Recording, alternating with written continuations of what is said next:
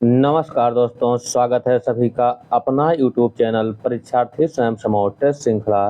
आइए आज की श्रृंखला देखते हैं।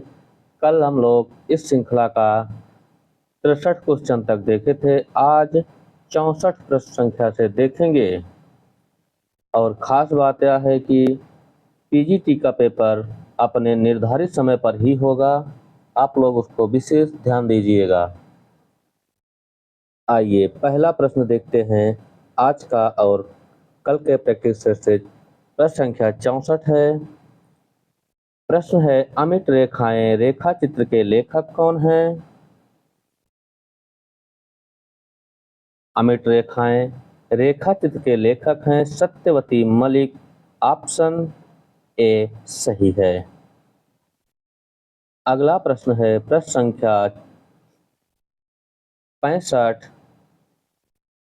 युवराज की यात्रा किस विधा की रचना है? युवराज की यात्रा यह रिपोर्ताज विधा की रचना है। ऑप्शन सी सही है। अगला प्रश्न है प्रश्न संख्या 66 है। शारदीया गद्य काव्य के रचनाकार कौन हैं? शारदीया गद्य काव्य के रचनाकार दिनेश नंदिनी डालमिया हैं। ऑप्शन बी सही है। जगदीश चंद्र माथुर की शारदीया कौन सी विधा है? आप लोग कमेंट करके जरूर बताएं। अगला प्रश्न है, अंकित होने दो डायरी साहित्य के लेखक हैं। अंकित होने दो डायरी साहित्य के लेखक अजीत कुमार हैं। ऑप्शन डी सही है। अगला प्रश्न है प्रश्न संख्या 68 है। हिंदी किस परिवार की भाषा है? हिंदी भारोपी परिवार की भाषा है। ऑप्शन बी सही है। अगला प्रश्न है, विकास की दृष्टि से प्रकृति की पूर्वकालीन अवस्था का नाम है। विकास की दृष्टि से प्रकृति की पूर्वकालीन अवस्था का नाम पाली है। ऑप्शन ए सही है। अगला प्रश्न है,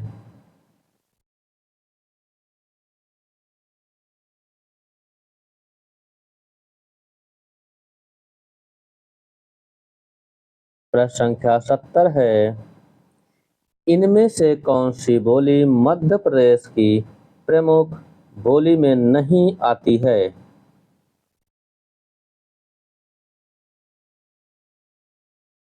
इनमें कौन सी बोली है जो मध्य प्रदेश की प्रमुख बोली में नहीं आती? वह है बांगरू।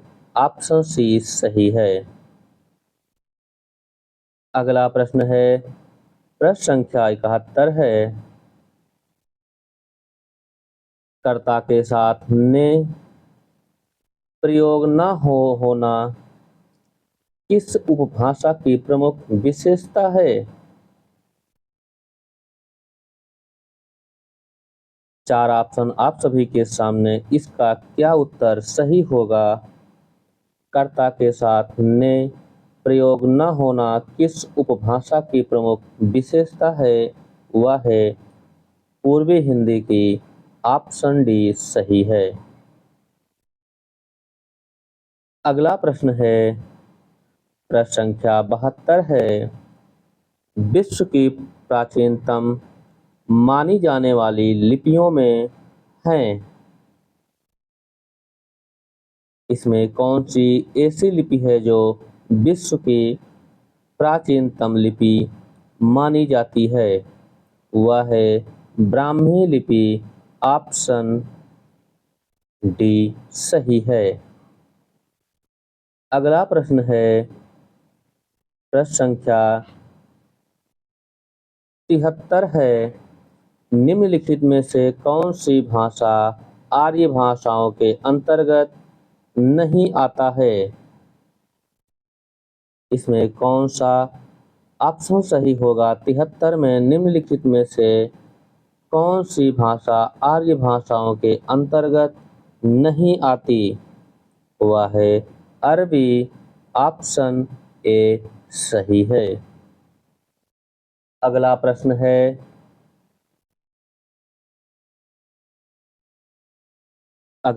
है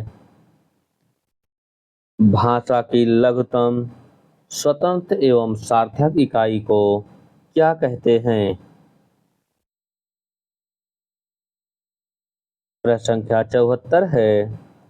भाषा की लघुतम स्वतंत्र एवं सार्थक इकाई को शब्द कहते हैं।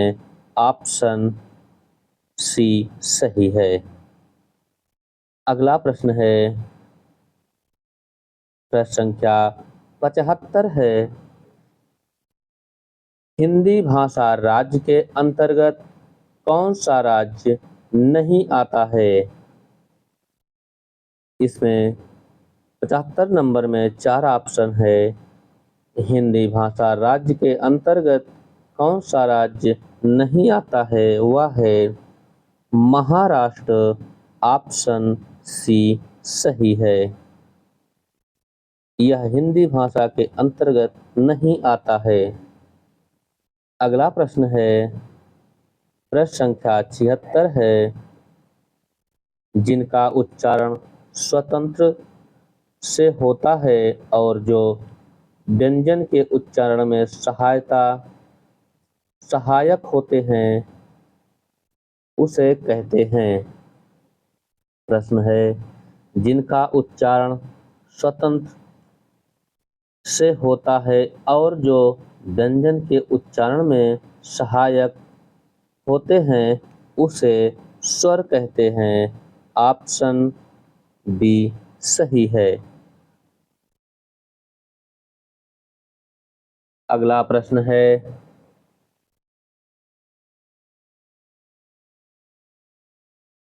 आप लोग फिर से एक बार कह रहे हैं आपका पीजीटी का पेपर अपने निर्धारित समय पर होगा।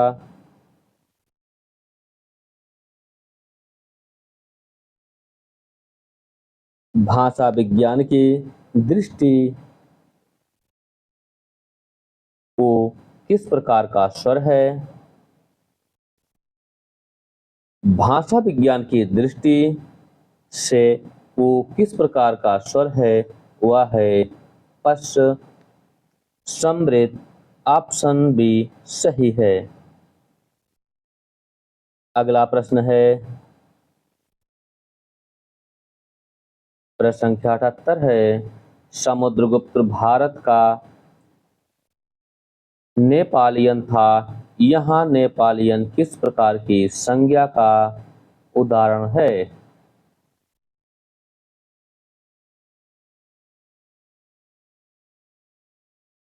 समुद्रगुप्त भारत का नेपालियन था। यहाँ नेपालियन किस प्रकार की संज्ञा का उदाहरण है? वह है जातिवाचक।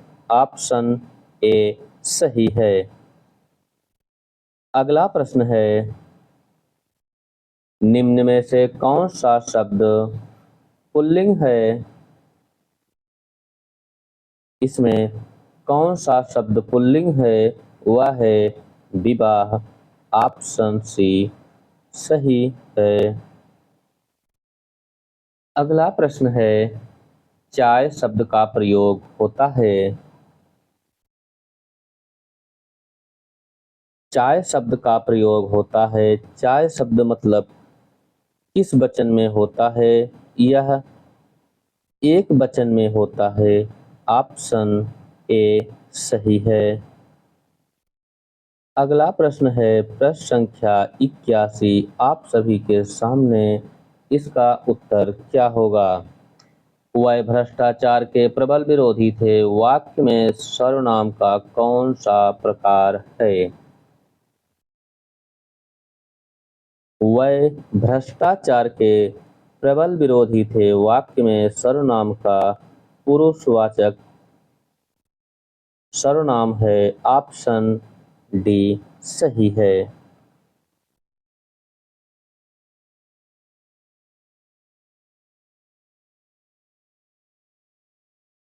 अगला प्रश्न है, प्रश्न संख्या 82 है। अग्नि का विशेषण क्या होगा? अग्नि का विशेषण अग्नेय होगा। ऑप्शन बी सही है। प्रश्न संख्या 83 है, तो आप सभी के सामने क्रिया के मूल को कहते हैं। क्रिया को मूल को हम क्या कहते हैं? उसे हम लोग धातु कहते हैं। ऑप्शन ए सही है। अगला प्रश्न है, प्रश्न संख्या 84 है। राम सीता से सुंदर है।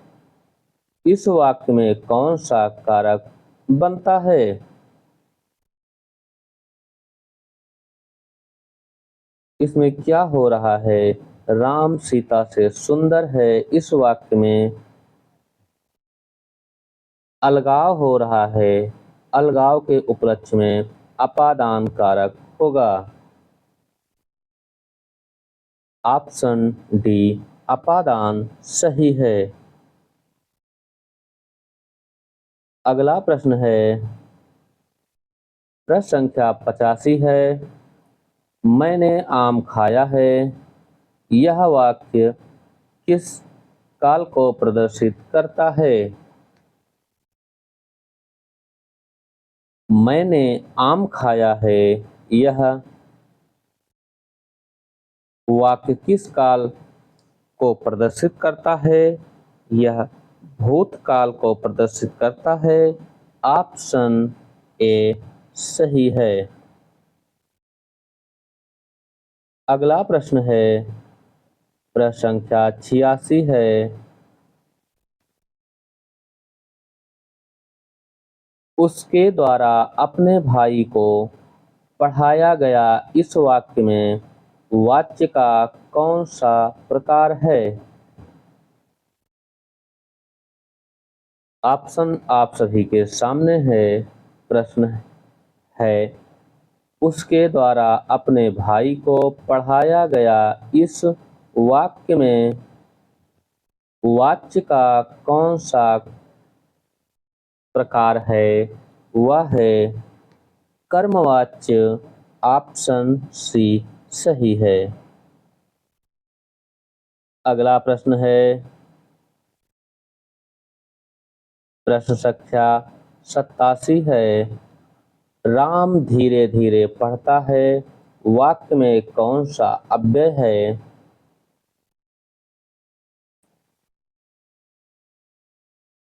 राम धीरे धीरे पढ़ता है। वाक्य में क्रिया विशेषण अव्यय है। ऑप्शन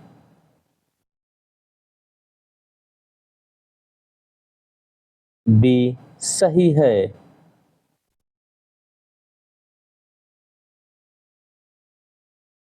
अगला प्रश्न है, प्रश्न संख्या 88 है। निम्नलिखित में से कौन सा शब्द तत्सम है? इसमें कौन सा एक शब्द जो तत्सम है वह है अमूल्य। ऑप्शन डी सही है। अगला प्रश्न है, प्रश्न संख्या 89 है। कौन सा शब्द अनेक का पर्यायवाची है? इसमें कौन सा एक शब्द जो अनेक का पर्यायवाची है वह है सेना। ऑप्शन बी सही है। अगला प्रश्न है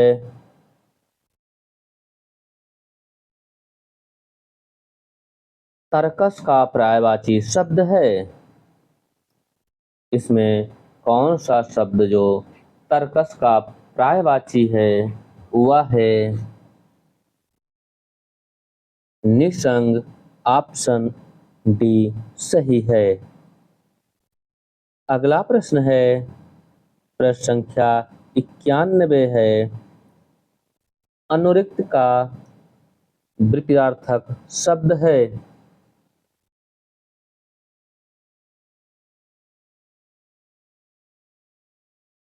इसका जो सही उत्तर है वह है विरक्ति। अनुरुक्ति का विरक्ति। ऑप्शन सी सही है। अगला प्रश्न है प्रश्न संख्या 92 है। उपमान का विलोम है। इसमें एक शब्द जो उपमान का विलोम है वह है उपमेय। ऑप्शन डी सही है। अगला प्रश्न है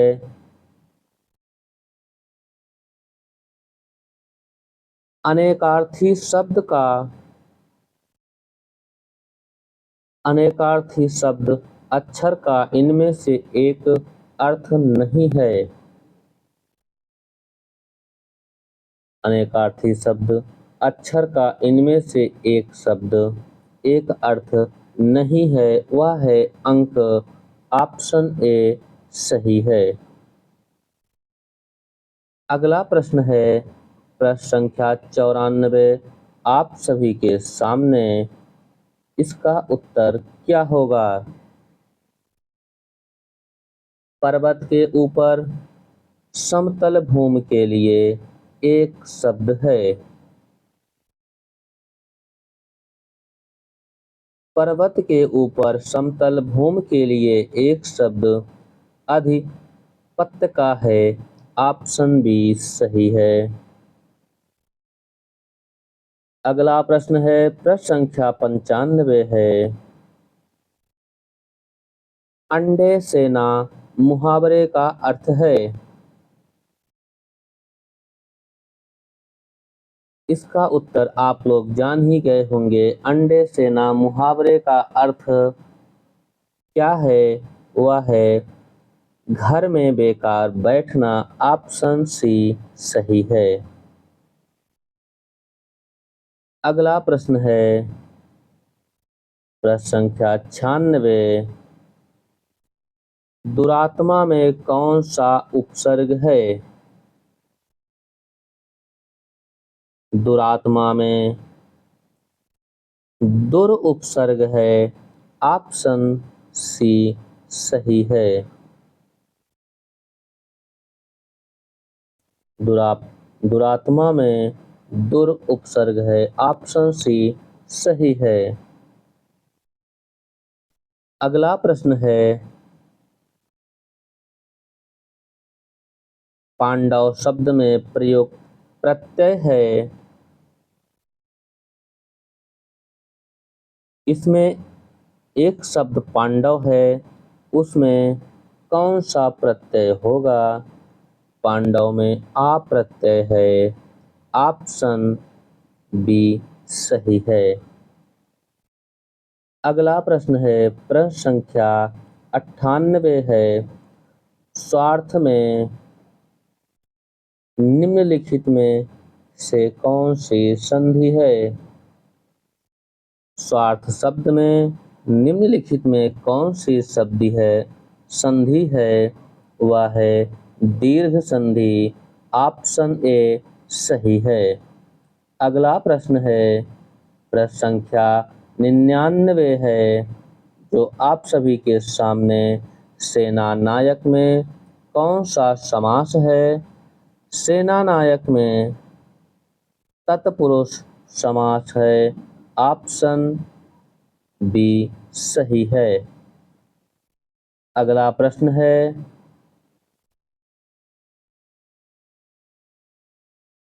व्याकरण की दृष्टि से निम्न में से कौन सा वाक्य शुद्ध है।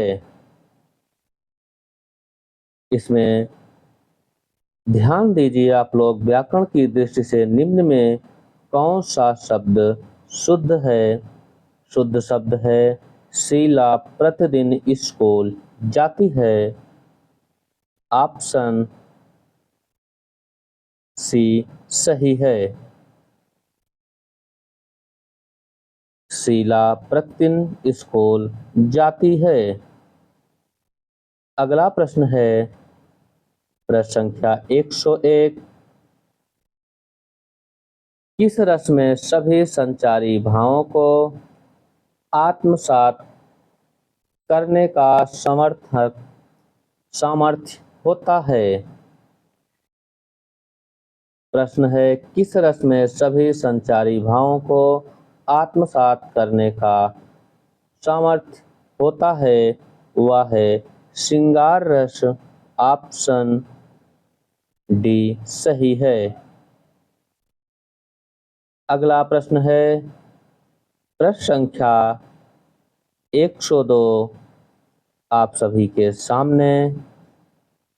प्रश्न है द्वैत विलंबित में गणों का क्रम क्या होगा? द्वैत विलंबित छंद में गणों का क्रम है नगण, भगण, भगण, रगण। ऑप्शन सी सही है। अगला प्रश्न देखते हैं हम लोग।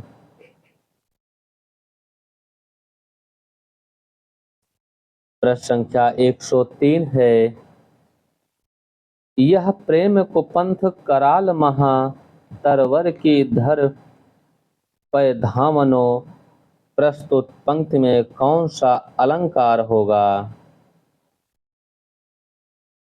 इसमें अलंकार है यह प्रेम के पंथ करा महा तलवर की धार पे धामनो प्रस्तुत पंक्ति में निर्दर्शना अलंकार है। ऑप्शन सी सही है। अगला प्रश्न है प्रश्न संख्या 104 अद दोषो सगुणो सलंकारो चा शब्दर्थो वाक्यम काव्य लक्षण किस आचार्य का है?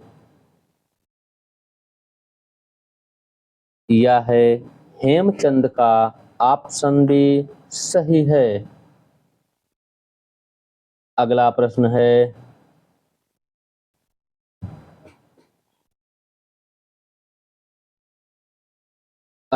है प्रतिभा के दो भेद कर इत्री और भाव इत्री किस आचार्य ने माना है? प्रतिभा के दो भेद को कर इत्री और भाव इत्री राजशेखर ने माना है। ऑप्शन डी सही है। अगला प्रश्न है प्रश्न संख्या 106 भारव की माता का नाम क्या है? भारव की माता का नाम सुशीला है। ऑप्शन बी सही है। अगला प्रश्न है प्रश्न संख्या 107 है संख्या दर्शन के प्रवर्तक माने जाते हैं सांख्य दर्शन के प्रवर्तक माने जाते हैं। सांख्य दर्शन के प्रवर्तक कपिल मुनि है।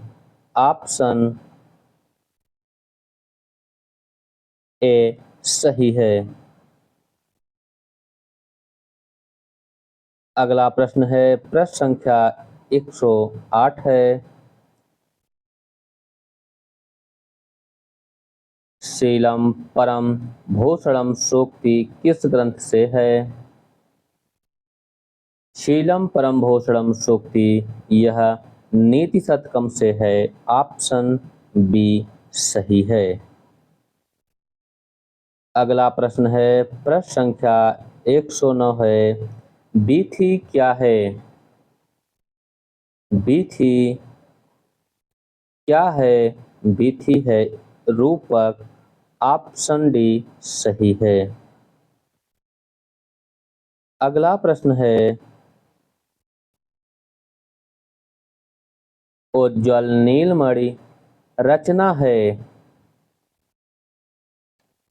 उज्ज्वल नीलमणि यह रचना किसकी है? यह रचना है जीव गोस्वामी की।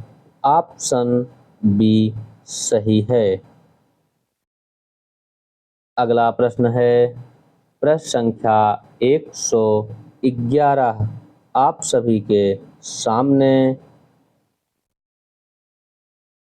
भगवान राम के जीवन से संबंधित कौन सा नाटक है?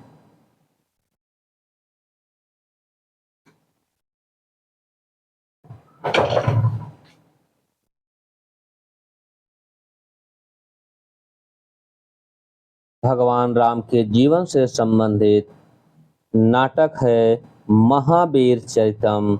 ऑप्शन बी सही है। अगला प्रश्न है प्रश्न संख्या 112 राजशेखर के नाटक का नाम बताएं। इसमें कौन सा एक नाटक है जो राजशेखर का है? वह है बाल रामायण। ऑप्शन डी सही है। अगला प्रश्न है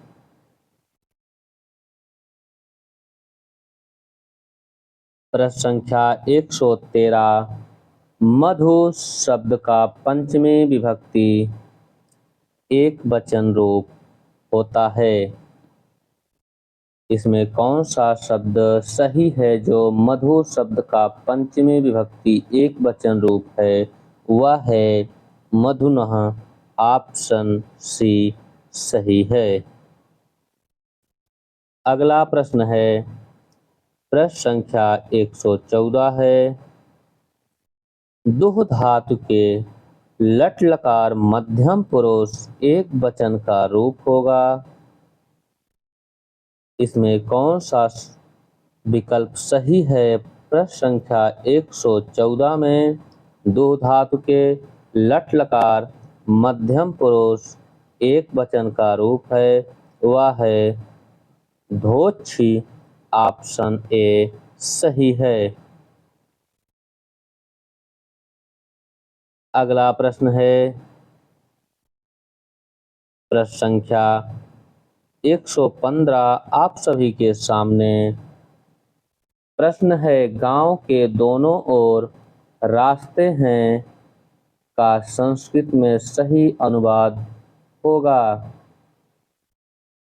गांव के दोनों ओर रास्ते हैं इसका जो संस्कृत अनुवाद है वह है ग्रामम उभयतः मार्ग सन्ति। ग्रामम उभयतः मार्गः सन्ति। ऑप्शन सी सही है।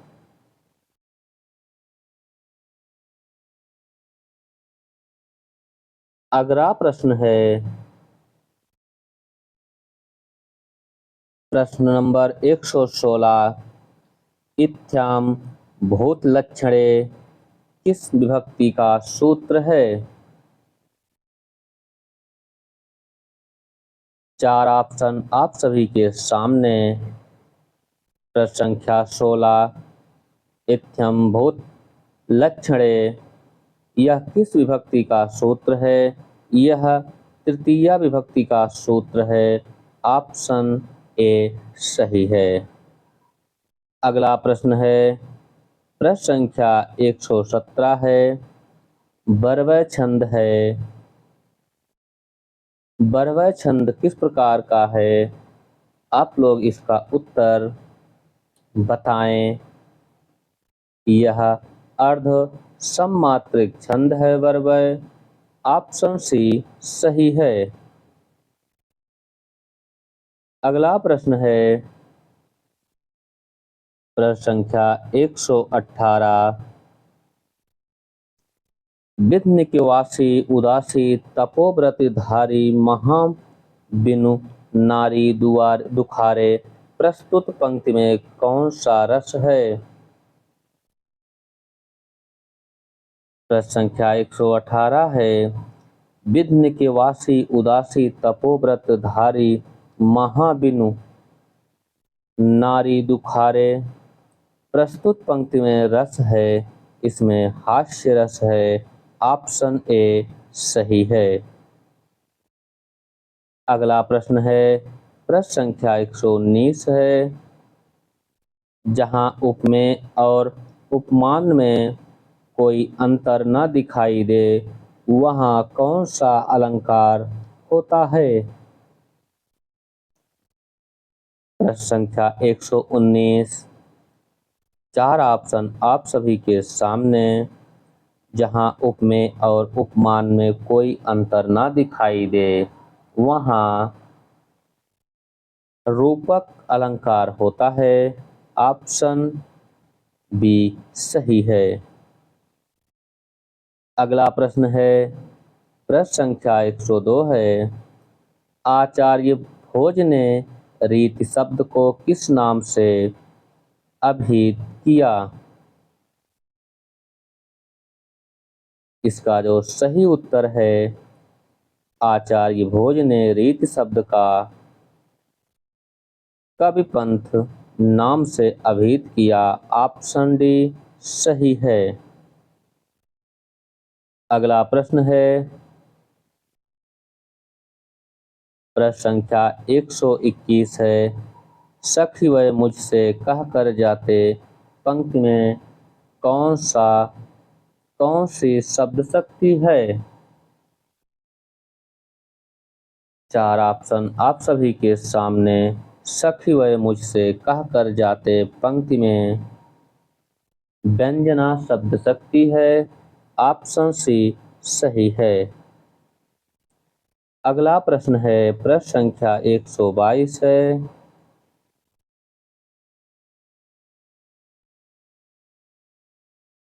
रस अपकर्ष का दोषः किस आचार की है? प्रश्न है रस अपकर्षता दोष किस आचार की है? यह है विश्वनाथ का। ऑप्शन डी सही है। अगला प्रश्न है प्रश्न संख्या 123 श्रृंगार रस की दृष्टि से नायक कितने प्रकार के होते हैं?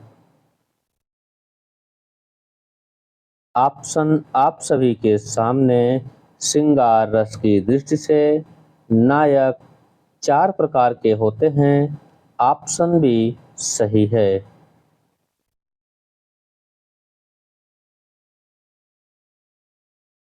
अगला प्रश्न है प्रश्न संख्या 124 है जो पित्रादेश में कौन सी संधि होगी? पित्रादेश में यण संधि होगी। ऑप्शन ए सही है। अगला प्रश्न है प्रश्न संख्या 125 आप सभी के सामने। इसका उत्तर क्या होगा? त्रिमुनि में कौन सा समास है? त्रिमुनि में अव्ययी भाव समास है। ऑप्शन ए सही है। त्रिमुनि में अव्ययी भाव समास है। अगर आप लोगों को दिक्कत हो इस पर तो बाबूराम सक्सेना देख लीजिएगा, उसमें अव्ययी भाव समास दिया हुआ है। सभी मित्र चैनल को लाइक सब्सक्राइब शेयर जरूर करें और आज के लिए इतना ही। धन्यवाद।